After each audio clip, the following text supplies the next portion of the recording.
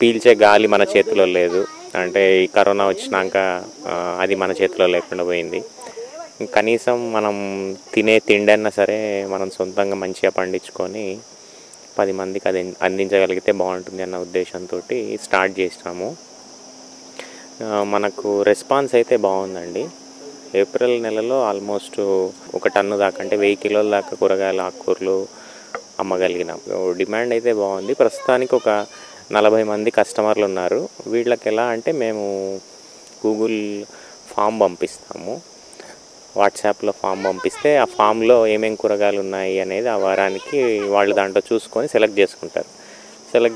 వాళ్ళు సెలెక్ట్ చేసుకున్నవి మనం pre pack చేసి మన కార్ పార్క్లో పెడితే వాళ్ళే వచ్చి తీసుకొని పోతారు ఎవరికి వాళ్ళు.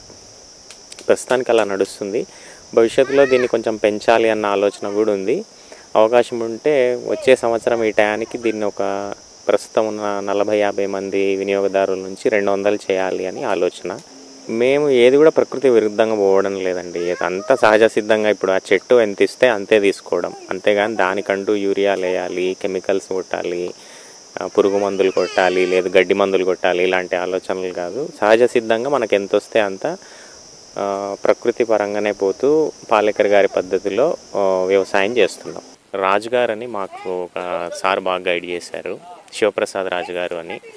తర్వాత క్రాంతి గారు అని కొవ్వూరు దగ్గర ఉంటారు. ఆయన ఇన్పుట్స్ కూడా టైం టు టైం తీసుకొని ఈ 8.5 ఎకరాల్లో కూరగాయలు, పండ్లు, తర్వాత ఆకుకూరలు ఇవన్నీ పండిస్తున్నామండి. ఆకుకూరలు వచ్చేసి మన దగ్గర 7 నుంచి 8 రకాల ఆకుకూరలు ఉన్నాయండి.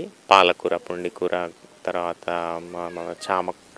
చామాకు, కొత్తిమీర, మెంతికూర, తోటకూర కూడా, పచ్చ తోటకూర, ఎర్ర తోటకూర, ఇట్లా రకరకాలు.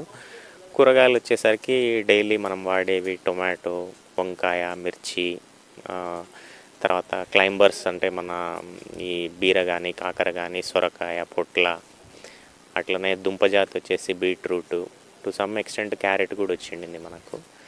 ఇట్లా రకరకాల కూరగాయలు, ఆకుకూరలు. పండ్లు వచ్చేసి మా దగ్గర సీజన్ను బట్టి మొన్ననే మామిడి సీజన్ అయిపోయింది, ఇప్పుడు నేరేడు ఉంది, తర్వాత సీతాఫలం వస్తుంది, అరటి, జామ, ఇట్లా 5-6 రకాల పండ్లు కూడా ఉన్నాయి. అయితే మా క్షేత్రానికి కావాల్సిన ఇన్పుట్స్ అన్నీ మేము మా దగ్గర ఒక 5 ఆవులు ఉన్నాయండి. సో ఇవన్నీ ఒంగోలు జాతి ఆవులు.